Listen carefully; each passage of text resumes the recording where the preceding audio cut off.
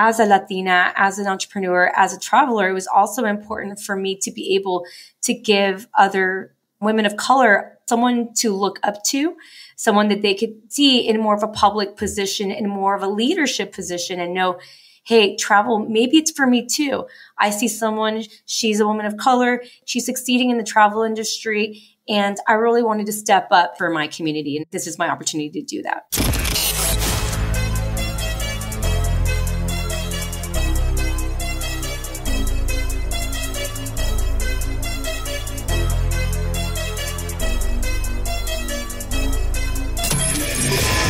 This is the Maverick Show, where you'll meet today's most interesting location-independent entrepreneurs and world travelers, and learn the strategies and tactics they use to succeed. And now, here's your host, Matt Bowles. Hey everybody, it's Matt Bowles. Welcome to the Maverick Show. My guest today is Alexandra Jimenez. She is the founder of Travel Fashion Girl, a 7-figure company with almost 1 million monthly website visitors that has helped over 30 million women pack efficiently and fashionably since 2012. She is also the owner of Compass Rose Travel Accessories, and most recently acquired the Women's Travel Fest, a conference focused on empowering female travelers. Originally from Los Angeles, Alex worked in the fashion industry for 7 years before a life-changing experience in India in 2008 inspired her to quit the corporate world,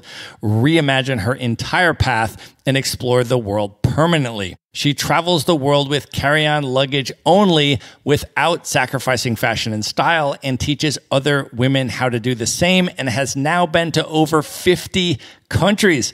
Alex is a sought-after keynote speaker on topics including entrepreneurship, leadership, and growing a business from the ground up. She has been featured in the New York Times, Cosmopolitan, Oprah, Forbes, and USA Today. Alex, welcome to the show. Wow, Matt. I'm super excited to be here today. And now with an intro like that, totally pumped up for the conversation. Thank you. I am super excited to have you here. Let's just start off by talking about where we are recording this from today. We are not in person, unfortunately. If we were, we'd be sharing a bottle of wine, I am sure. I am actually on the west coast of Africa today. I am in Luanda, Angola. And where are you? I am in my home in Playa del Carmen, Mexico. That's a very special place to me. And I've been coming here on and off since 2011. So it's a very special thing to actually get to be here today. I love it. I was in Playa last year. I spent about a month there. I spoke at the Nomad Base conference and hung out with a whole bunch of folks that happened to be in town, had an absolute blast. So super fun place to be. You have been moving around a lot recently, though, making the appearances at conferences and doing all sorts of stuff. I've been following you on social media. I want to actually ask if you can share a little bit about your recent experience at the Latino Travel Fest and what that conference was all about, and a little bit about your experience there. This was the first annual Latino Travel Fest, and it was absolutely phenomenal. I can't even say how special it was to be surrounded by a community of travel leaders, content creators, and all being Latino, looking around and just having these conversations with people that understood my history and getting a chance to share my story and for everyone to be able to share their experiences with each other. It was very empowering in a very unique way. Can you share a little bit about your story? And maybe before you even talk about your story, if you can share a little bit about your parents' story and your cultural background and where you came up. My mom is from El Salvador. My mom and stepdad are from El Salvador, and they came to the U.S. in the late 70s, early 80s. And obviously the history with the war in El Salvador during that time. So they came to the U.S. and basically went from having a very comfortable life in El Salvador to then coming to this foreign country where they didn't know the language, didn't really have anything at a very young age. I think my mom was like 13 or 14 years old. So it was quite a journey for her. So mom came to the US, had me, and basically spent the rest of her adult life up to, I don't know, maybe 10 years ago, just working hard and sacrificing everything to give me a better life. And she did. And really, in seeing her work and seeing how she went and really chased after the American dream, I really admire her because as a teenager, being able to have a child, I'm her only child, and then coming, not knowing the country, and then being able to go from having nothing to then having the 4-bedroom, 3-bathroom, suburb, white picket fence house and getting that dream, that really inspired me with everything that I do to see her do that. And because she was working really hard, it's not like we had a lot of vacations or work for her was her life, and taking time off, especially in the US, that's not an option. And I think a lot of people in the service industry and Latinos, maybe non-Latinos as well, feel like if I take vacation, if I take time off, I'm going to lose my job. So that was never an option. So we didn't actually get a chance to travel together until I was 21. And my mom and I took a 1-week vacation to Hawaii. Well, I actually lived in LA for about 7 years. So first of all, big up and much love to Los Angeles. And I had the incredible privilege of visiting El Salvador last year for my very first time. I spent about a month in San Salvador and it was absolutely an incredible place. I've been talking about it and recommending it to people. Spend some time on the beach, but also spend most of the time in the city. It was just fantastic. I mean, the people are amazing. And then, of course, obviously, there's a pretty substantial Salvadoran community in Los Angeles as well. And I'm curious for you, like as you were coming up, how did you sort of navigate some of those immigrant identity dynamics between the Salvadoran identity and then the American identity and sort of being that first generation born in the US? It's kind of like being in the middle of two worlds. And you think that you're one and associate with the other, but you never really quite fit in and you never really quite belong. I think it's a really challenging place to navigate. And in Los Angeles, it's a whole other world in LA as well. So even if you're growing up and don't have a lot of money, you're still surrounded by the glitz and glamour of Hollywood and the fashion industry and all the wow. So growing up in Los Angeles, I think it's kind of a weird place to be in a couple of different worlds. So I think it's quite a psychological thing that a lot of first generation Americans really have to navigate. And there are a lot of challenges with that. But in this case, it's one of the things that really was a moment in my life that was very transformative because it's trying to navigate your parents' American dream and your own dreams. And how do you try to accomplish your own goals without disappointing your parents? So I think that's one of the things that a lot of people have to deal with and something that I personally also had to deal with when I decided to travel. Can you talk about your early interest in fashion and how that developed and how your initial experience was entering the fashion industry? Oh my God, fashion was my life. If you knew me as a 13-year-old and then ran into me 10 years later, you would have asked me, hey, how's your fashion business going? Did you open up your store? And everyone from when I was 13 to 20 and from any middle to high school to college, everybody thought I was going to build my store because I'd been talking about it for so many years. I had a business plan. It was just a love for the industry and the idea of participating in that world in business. I've always loved business. I'm kind of a very young entrepreneur once I started this journey with Travel Fashion Girl, it caused me to look back and see the roots of my entrepreneurship. And literally I had my own little business in my first grade as well. But at the end of the day, I always knew what I wanted. I was always hustling to accomplish my goals with fashion and with anything else. So being able to have Travel Fashion Girl, it kind of became the perfect marriage. Not quite as glamorous fashion as I was looking at before, but it actually was something that I've never shared with anybody before was that my idea for a store was actually geared originally towards the Latino audience in Los Angeles. Well, I want to definitely talk about your travel journey and how transformative that has been and how it dovetailed with your entrepreneurial journey, of course. And maybe a good place to start would be that trip that you mentioned to Hawaii with your mother when you finally made that happen. How was that trip and what came out of it? So the trip to Hawaii was the first of many serendipitous events in my journey.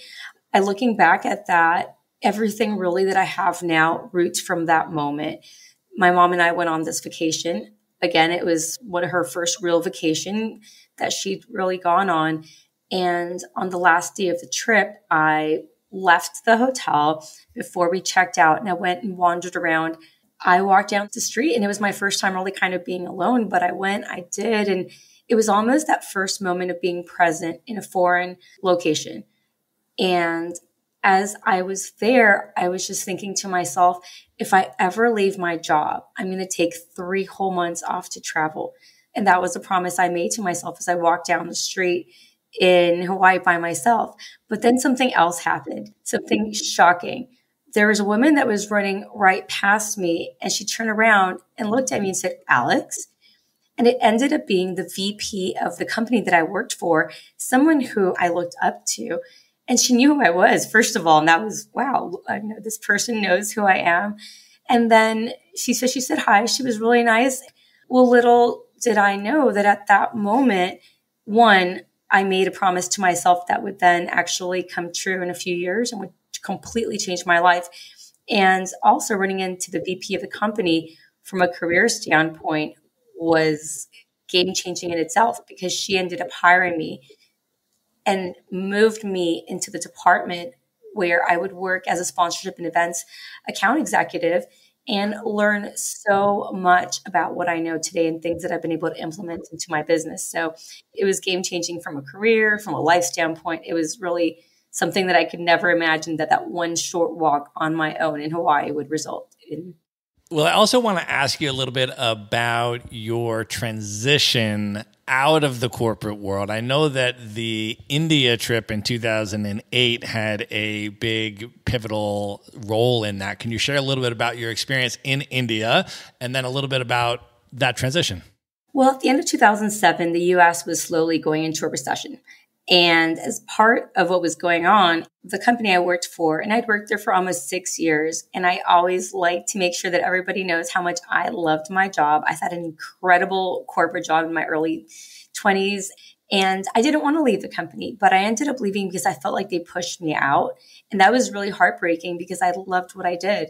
So I ended up giving my notice in January of 2008 and did exactly what I'd said in Hawaii, which is I took 3 months off to travel. Well, nobody really wanted to travel with me. And I didn't know that you could travel alone. I didn't know that you could backpack. So after a couple of quick trips, I realized that it was March, April, and my 3-month period was almost over.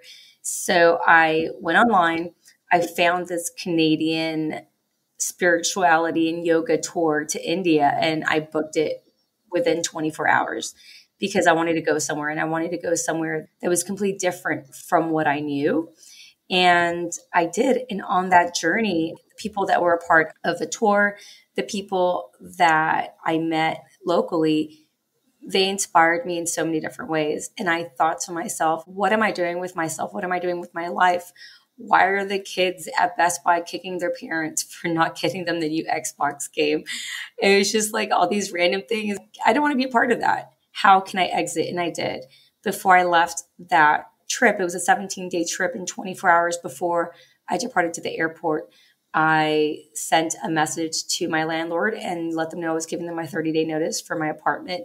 I posted on Facebook that I was going to be leaving for some time and wanted to rent my car if anybody wanted to rent it for me, which somebody did. And I told the job that I had lined up to start working with them, I said I was no longer going to be able to work with them. So I put all the things in motion. And again, that was another serendipitous moment for me between Hawaii and then India. Just such pivotal points in my journey. And I look back at them and just see them with such wonder and really appreciate them. There's just such a special looking back at those moments. I feel so grateful that I was able to have them.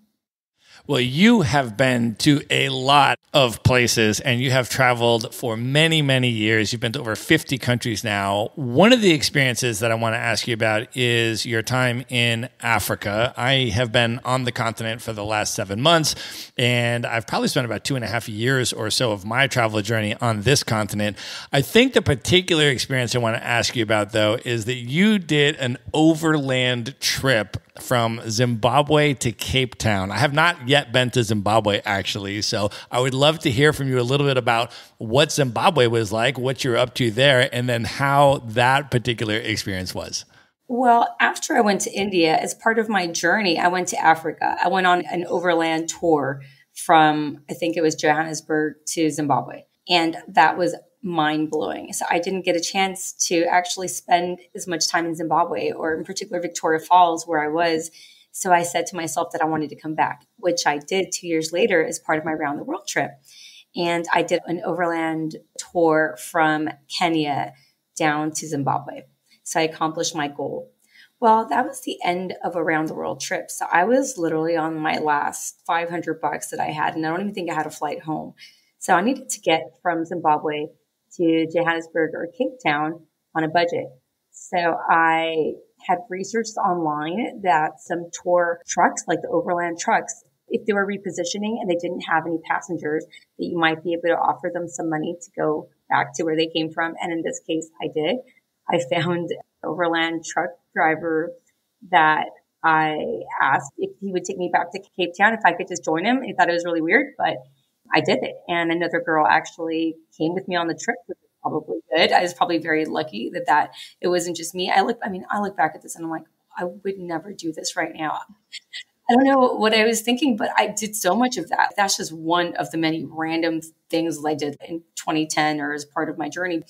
I paid him $50 to go on his empty truck from Victoria Falls to Cape Town. And that's what you got to do when you're a budget backpacker, which I was at that point. That's amazing. I was just in Cape Town last month. I've been a number of times. Absolutely incredible city. So let's talk a little bit from there about how both your travel and your entrepreneurial journey progressed. Another place that I've spent a bunch of time is Southeast Asia, but I have never been to Borneo. I know you went to Borneo around 2012 or so, and I would love to hear about your experience there and then also what came out of that particular trip. So I mentioned I was a budget backpacker, and as part of how I saved money to travel was that I would participate in work exchanges. So I used this website called workaway.info, and you could sign up for different work opportunities where you would work for someone for free for 20 hours a week, and they would give you free accommodation and usually free food as well. So as part of that, I went to work in Kota Kinabalu, in the rainforest in Borneo at a camp. That ended up being a horrible experience. I'd done that previously working in the rainforest in Rio Dulce in Guatemala, and that was amazing. It was one of the best moments I've ever had traveling. So I tried to replicate that in Borneo.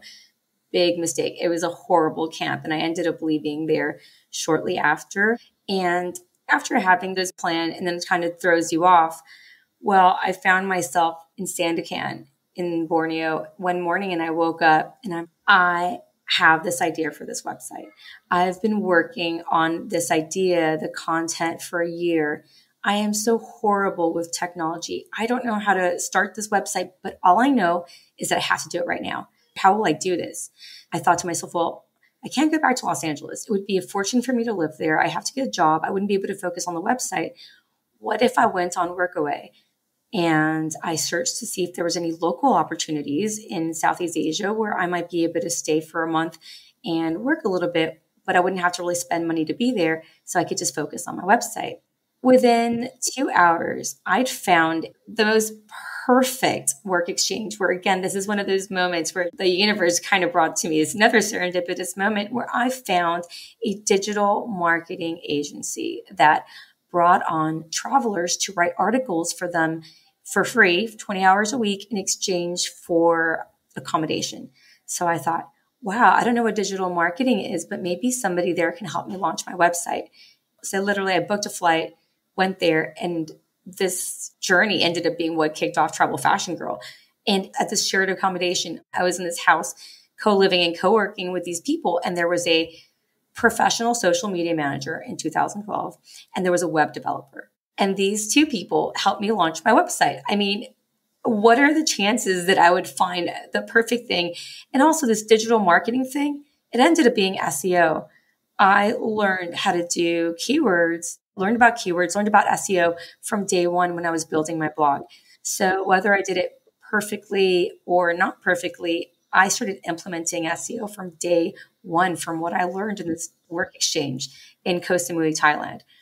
And that led me to reach over 1 million monthly visitors in 2019. So now, obviously, 2020 kind of put a dent into that traffic. And in 2022, we hit almost 1 million monthly visitors again. So that was a very exciting journey. So that actually spawned off from that moment in Borneo, which led me to Koh Samui to launch my website. And being there taught me what I needed to know to get to those 1 million visitors with the business that I have. So that's a whole loop of things that ended up working out as, wow, in a magical, miraculous way. Can you talk about what the Travel Fashion Girl brand is today, just for folks that have never heard of it? This is their first time hearing about it. What is the brand today? What does the website offer? And then share a little bit behind the scenes of how you built it to this level from that time in Borneo. Well, I mentioned that in 2012, I had this idea. I wanted to launch this website based on my experience traveling almost full time for the 5 years prior. So unlike today, where people, hey, I want to go travel, I'm going to work remotely, I'm going to be a digital nomad, that didn't exist before. So I literally just did what old school travelers would do. We work, save money, and travel, and just budget, backpack, and figure out how to make it work. And I did.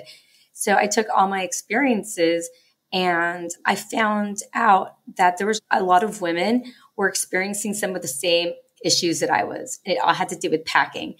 And this became really important because I said I was traveling for 5 years. I didn't want to carry this giant backpack with me any longer.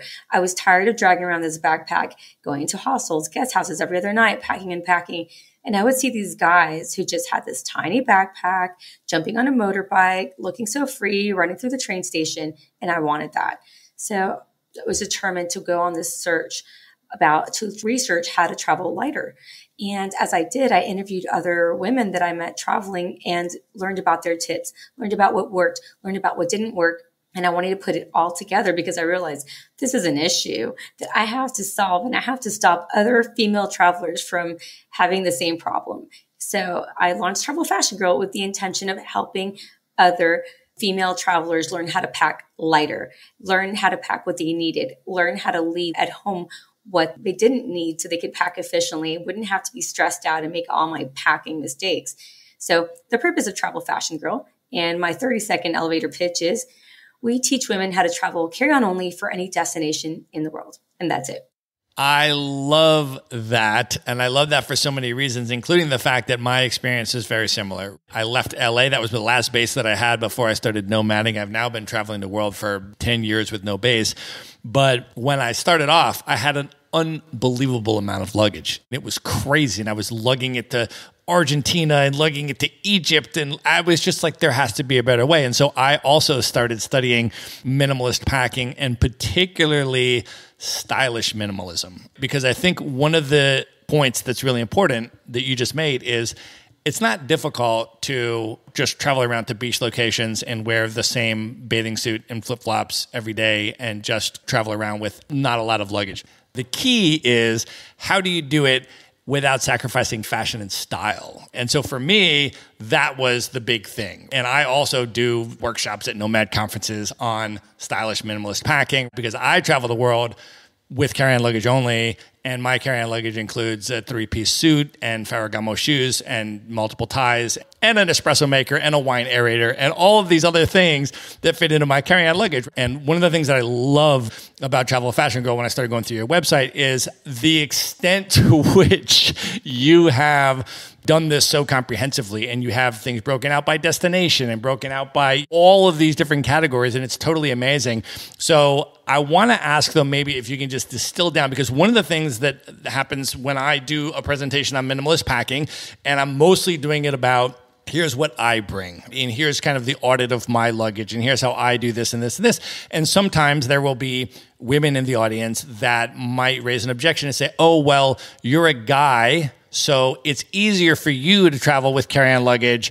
It would be harder for me. And so I want to ask for your sort of response to that. And if you can share some specific tips for women on how to downsize to carry-on luggage without sacrificing the fashion and the style. Okay. I think my entire mission on my website is to find solutions for any objection.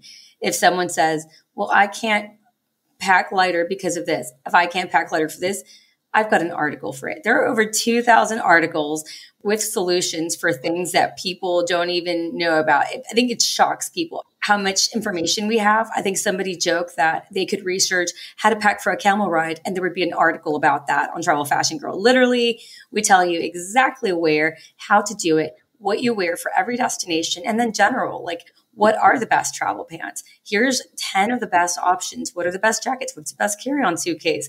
How to do it. We don't cover Ferragamo shoes, unfortunately, but we do try to provide as much information as possible.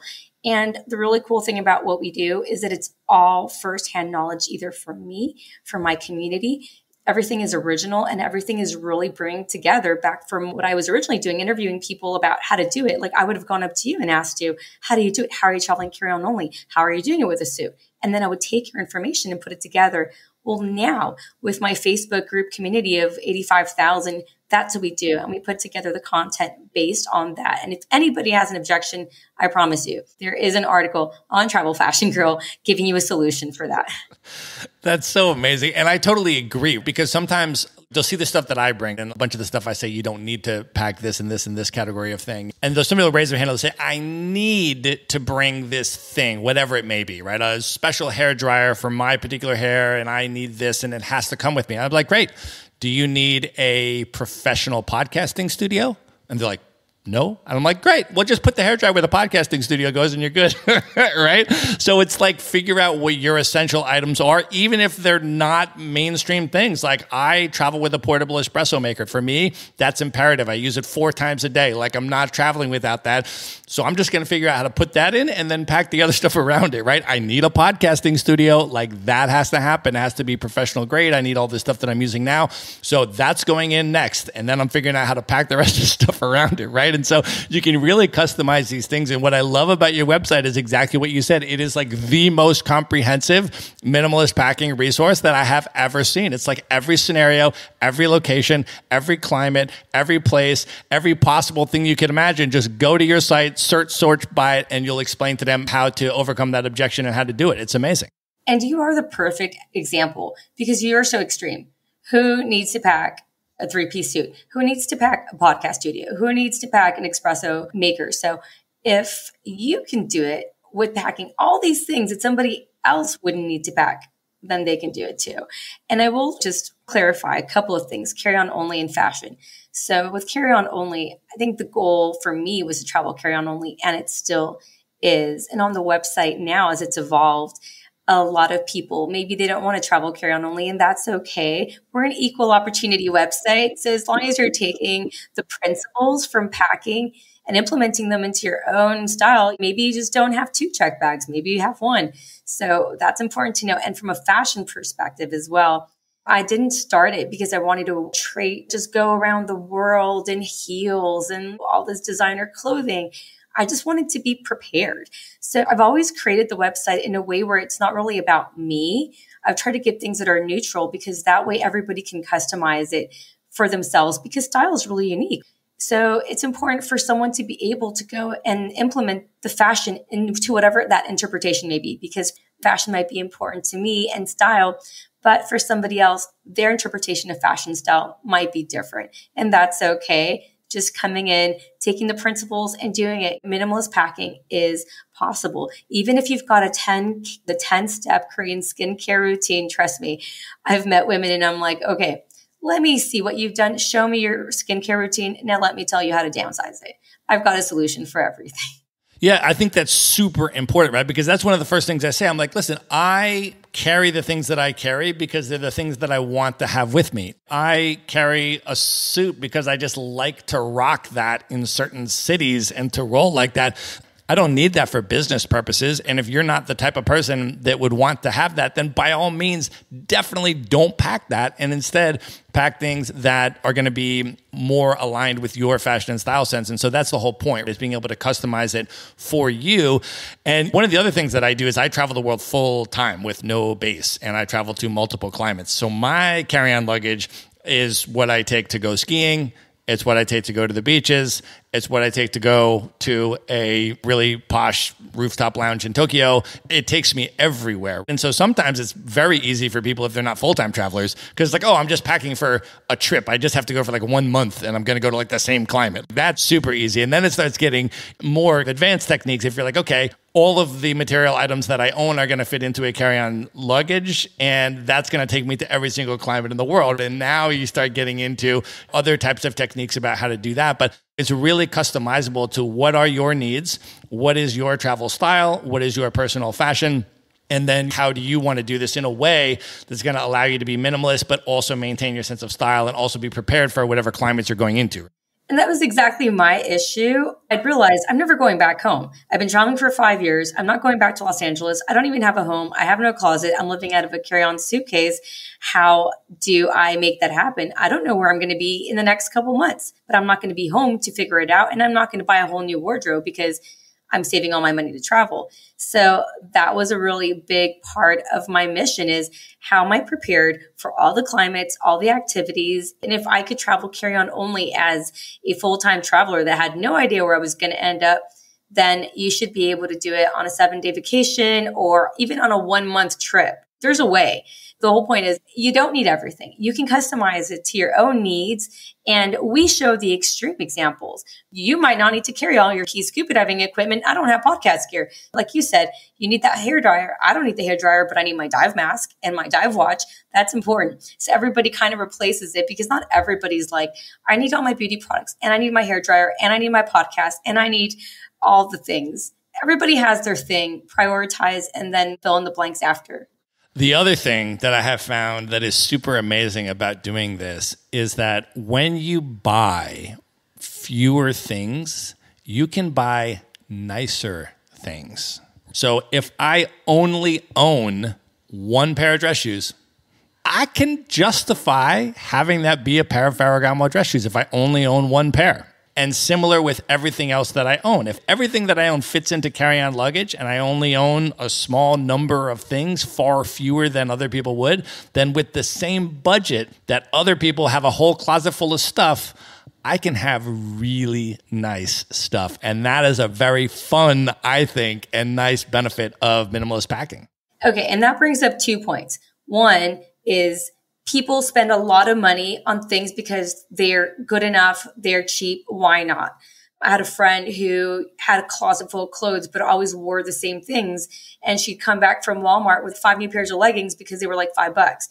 And I thought to myself, you know that if you just didn't buy 50 leggings that were $3 or $5 each, you could just get a couple of really good quality leggings that you could rewear all the time. And it's not, again, not about designer, but the quality.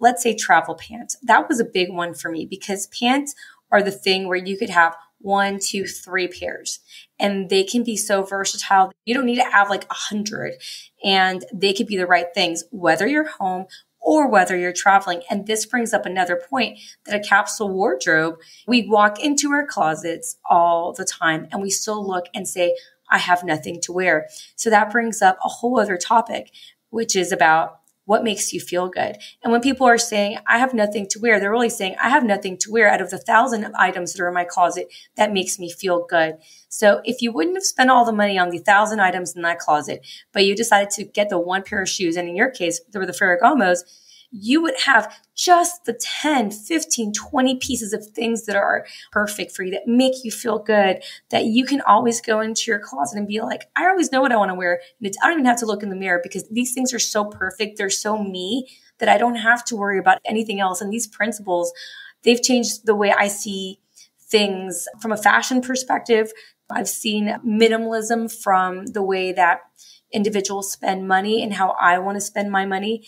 And it's been life altering from travel and just in general life as well. 100%. One of the top benefits, maybe the single number one benefit that I have found for me personally of doing this, is how psychologically liberating it has been. When you condense your physical material items that you own down to carry-on luggage, you are basically imposing a physical restriction on yourself from participating in materialist consumption. I can't go shopping and buy stuff because I have nowhere to put it. I would have to replace something and get rid of something in my bag if I was to buy something new. So going shopping, quote unquote, and just having this as a regular materialist consumptive part of life, you physically restrict yourself from participating in it. And when you remove yourself from this hyper-capitalist, materialist accumulation that we're all socialized into, especially in the United States, all of a sudden now you are able to really refocus your priorities, your time, your money on experiences and relationships with people. And I have found that to be the single most valuable part of this entire experiment. It is very liberating. I stumbled upon this. I mean, I didn't do it on purpose. Like, oh, I'm not going to participate in capitalism and materialism. I literally had to let go of everything I owned in order to travel.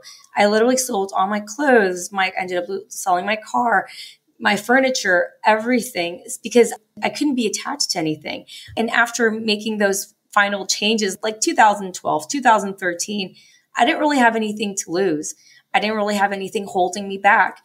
I've actually met someone with a corporate job who really wanted to travel, and they couldn't leave their house. They said, I have a mortgage payment. I said, well, rent your house. But what if my $3,000 dining room table gets damaged?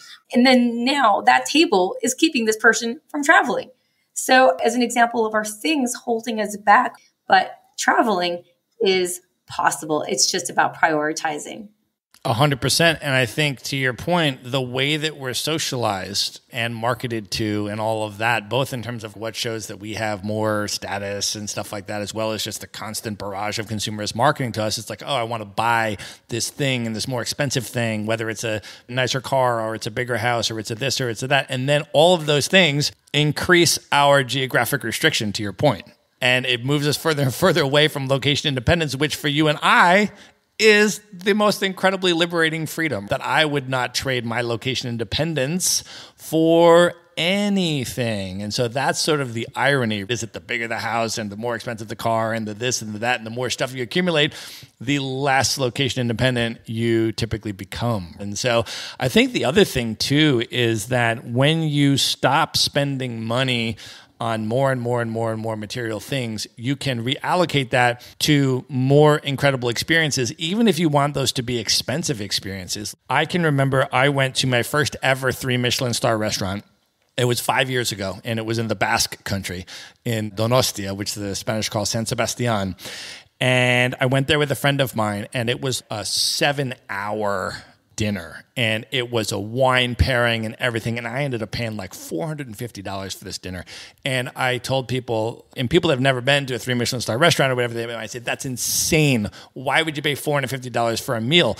And I said, well, I don't pay $450 for a lot of other stuff that most people would pay $450 for, and instead I reallocated to this. And the reason I would do that is because 5 years later, I'm still talking about it. Right now on this podcast, I vividly remember that experience. It was an unbelievable multi-sensory experience. It was one of the most incredible evenings that I can recall having in the last 5 years. And so creating those types of memories and those types of fundamentally unique experiences that normally you'd be like, oh, that's too expensive, I wouldn't spend money on that. But yet you would spend it on something else. And so you have this ability to reallocate those resources and those funds into extraordinary experiences with incredible people and make these unbelievable memories and then have stories to tell about it. So for me, that's exactly the direction I've gone. And that's really been one of the things I've discovered along this journey that has been the most rewarding. And you can never really take back an experience. You'll forget about that piece of clothing or that handbag that you bought. But the experiences are things that you can look back on, in 20, 30 years. Is that bag still going to be sitting there next to you? Are you going to be embracing it? Or are you going to be reliving that moment in India that changed your life, floating down the Ganges, being in Kota Kinabalu, living in a random camp in the rainforest, or having that beautiful dinner that you're still talking about? Because it's not just any dinner, it's a special dinner in a very unique location and something that will always bring you joy in a whole other level that you will be able to look back on for many years from now. All right, I want to take just 1 minute out to put you onto another podcast hosted by my very good friend, Kristen Wilson. It's called Badass Digital Nomads. Now, if you have not yet met Kristen, she has been on the Maverick Show 4 times. So check out episode 3, episode 35, episode 79, and episode 219. And the reason she's been on the show so many times is because she is a digital nomad legend. She is the author of Digital Nomads for Dummies, and she has been traveling the world for over 15 years. I have been on her show a couple times. She interviews super interesting digital nomads every week. So wherever you are listening to this show, just type in Badass Digital Nomads with Kristen Wilson, and you can check out her show as well. And now, back to the episode. Well, I want to ask you now a little bit about your entrepreneurial business building journey and get some tips that you have just when you think back on everything from 2012 till now. What were some of the biggest leverage points in getting your blog to 1 million visitors and then getting your business to a 7-figure revenue level? What tips do you have for entrepreneurs based on your lessons?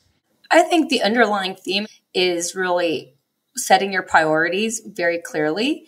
Also, something I find that a lot of people don't do is they want to start new. They want to start completely fresh. One of the reasons why I was able to be successful is because I took my knowledge, the knowledge that I had from a professional standpoint in the fashion industry, the knowledge I had from traveling 5 years before I started my business, marrying them together. It was being able to share my unique knowledge. So if you're starting a business, if you want to be an entrepreneur, what makes you uniquely different? What do you know so acutely well that other people don't know in the same way? Or maybe they're sharing information, but how do you niche it down? I have a website about packing, and not just about packing for women, double niche. And then not just packing for men, how to pack carry-on only. That's a triple niche. I mean, how specific can you get? And I make sure to keep it crystal clear. I don't publish general travel tip articles. I don't publish all these other things. And I've been able to do that in a very authentic way. The audience that I've built, because they've seen this comprehensive information, they believe in the product that I have. They know that I'm experienced. They know that what I'm telling them is unique. They're in my best interest. So they trust what I have to sell. They trust my information. So those lessons would be, what are your unique skills? What is a niche? How can you sell something in a way that feels authentic to you and where people can know, like, and trust you and have that loyalty? I've had people tell me, Alex, honestly, you could tell me to buy whatever and I'd buy it for you because I trust you. I trust that you wouldn't be selling me something that I wouldn't need. So maybe a tip about that would be a little bit of integrity with what you're offering and selling. Can you share a little bit more specifically about the revenue model of your business, how it works, and the different streams of income that you've created? So my revenue model came about really authentically, or organically would be the word, because I didn't know in 2012, like, who made money on a blog. So I was just like, I don't know if this is going to make money, but it'd be cool if it did, maybe like a couple $100 a week where I can keep my backpacking budget going. And I was publishing about clothing and I was publishing about products. And people started messaging me and saying, can I have a link? Where did you get these pants? Can I have a link? And I thought, okay, here it goes. I had people even annoyed with me saying, I would really appreciate if you would link to these products instead of just post them so I'd know where to get them. I'm like, okay, I'm sorry. I didn't realize that when you put links on, there could be an affiliate link. I didn't know what affiliates were. So for me, the main source of my revenue is affiliate income. And it was my audience that told me what they wanted from me. It was my audience that told me this is how you're going to make revenue. So that is the majority of my income right now, my revenue. In addition to that, I also launched the line Compass Rose Travel Accessories. So I also have my own product line. It's been a couple of years. I'm actually just relaunching it right now with my 1,000-person waiting list for my packing cubes. Even this weekend at the Latino Travel Fest, I gave some away and people love them. They really are good. So that is a part of my revenue. Some specialized ebooks on what to wear and ad revenue. Ad revenue is something I never wanted to put on my website and I held off on many years. But actually putting it on with my traffic was game changing. I was able to take my business to a whole other level with that revenue that the ad traffic came and offered me. But even now, I'm still very clear and specific about having my ad revenue. I don't want it to be ads everywhere. I'm very specific. I'm very protective of my brand. So that is one of the key things for me.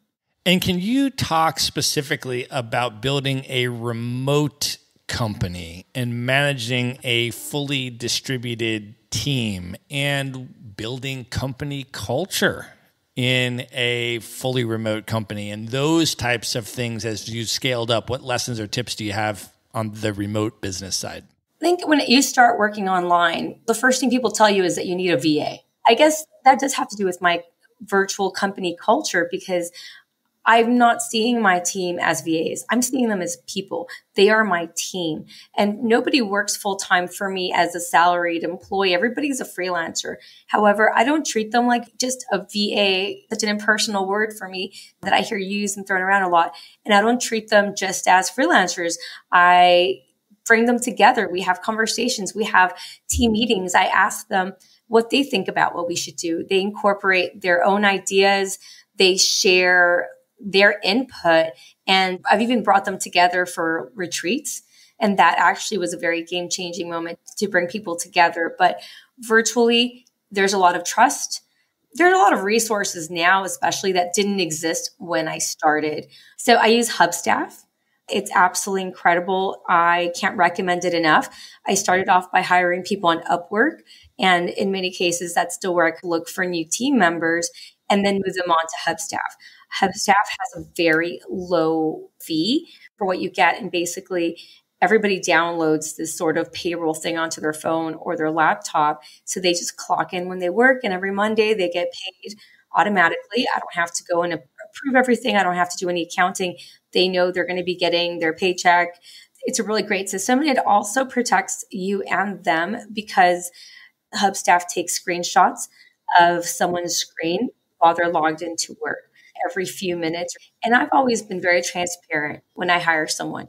This is what we do. This is how we use it. I don't have time to micromanage you. I'm not going to go look at your screen.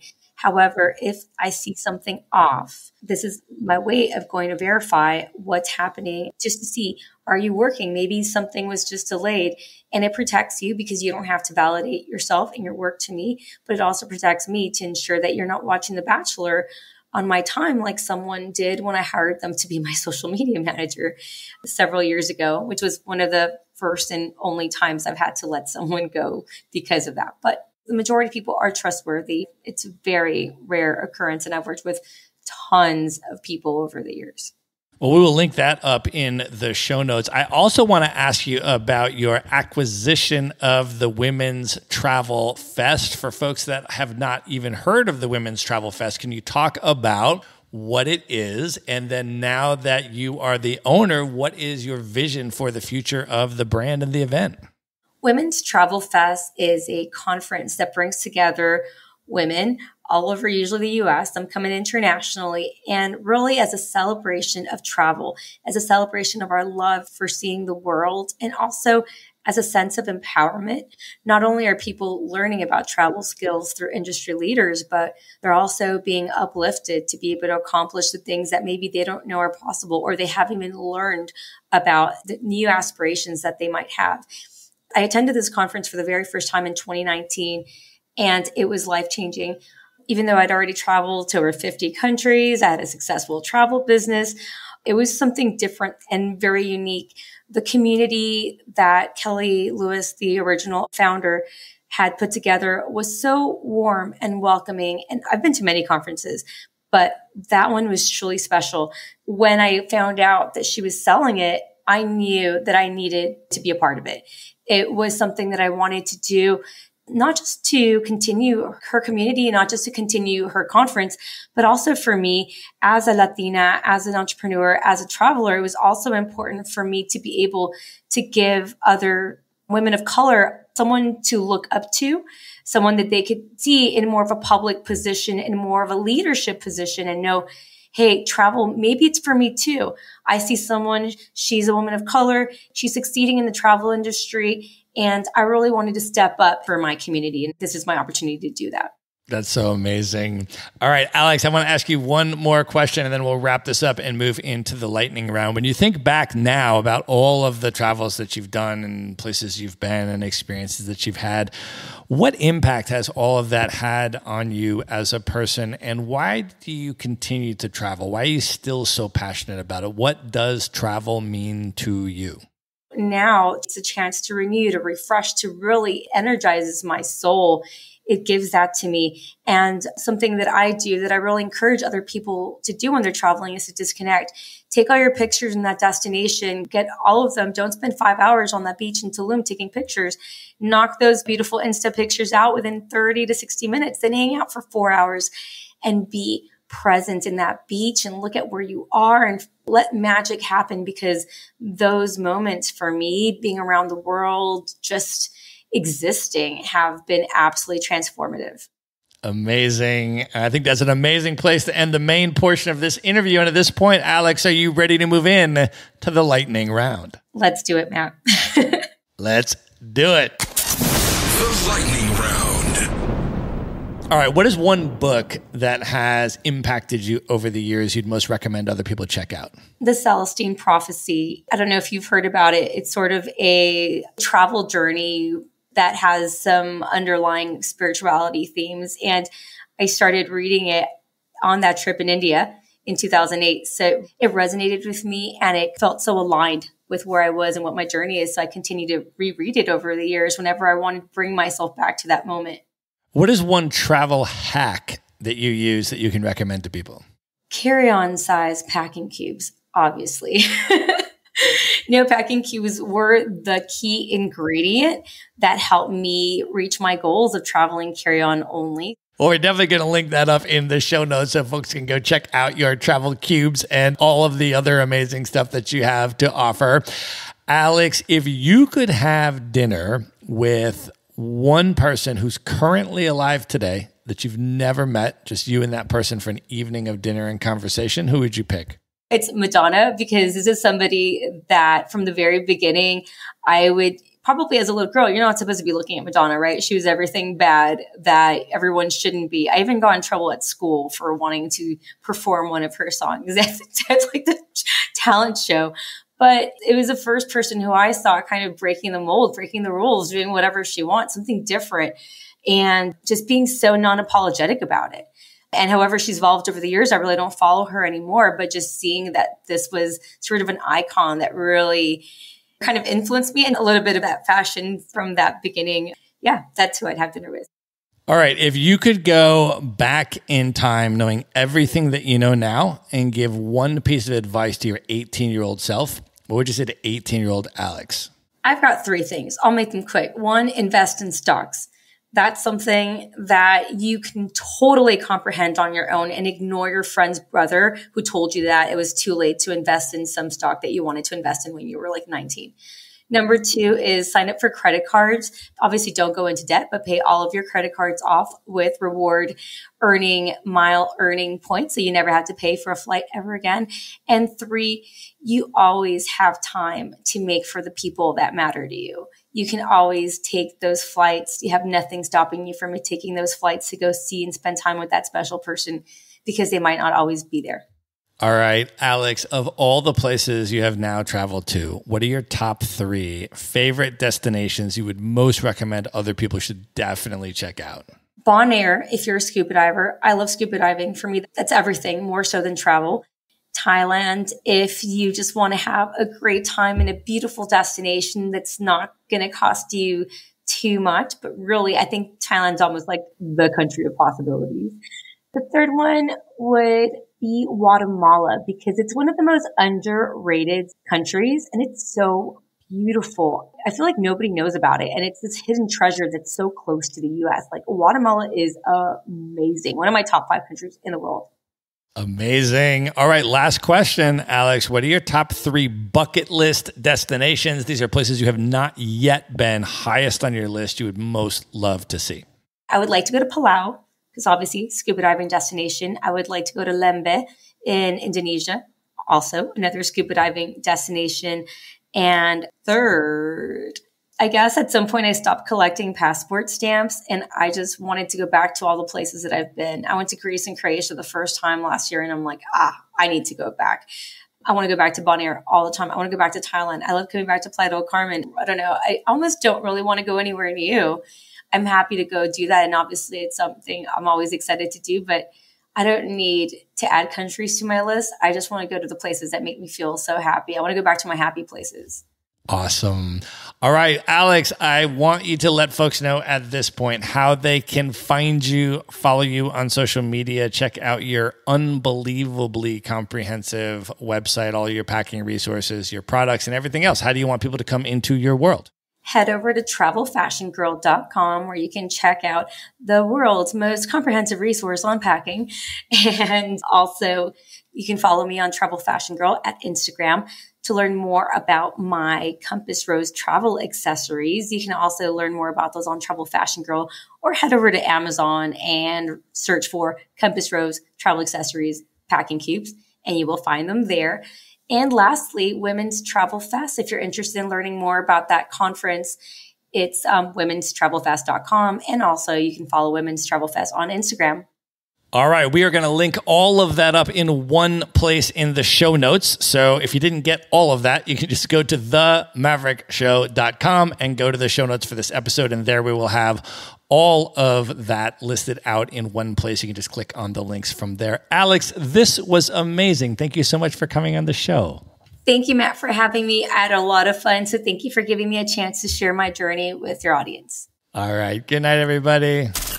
Be sure to visit the show notes page at themaverickshow.com for direct links to all the books, people, and resources mentioned in this episode. You'll find all that and much more at themaverickshow.com. Learn how Maverick Investor Group can help you buy cash flowing rental properties in the best U.S. real estate markets, regardless of where you live. Schedule a free phone consult today at themaverickshow.com/consult. Now you can buy rental properties with tenants and local property management in place, so you don't have to be a landlord or a rehabber. To get your questions answered and discuss how Maverick Investor Group can help you meet your real estate investing goals, schedule your free phone consult today at themaverickshow.com/consult. If you like podcasts, you will love audiobooks, and you can get your first one for free at themaverickshow.com/audiobook. Whether you want the latest best-selling novels or books on investing, business, or travel, try your first audiobook for free at themaverickshow.com/audiobook.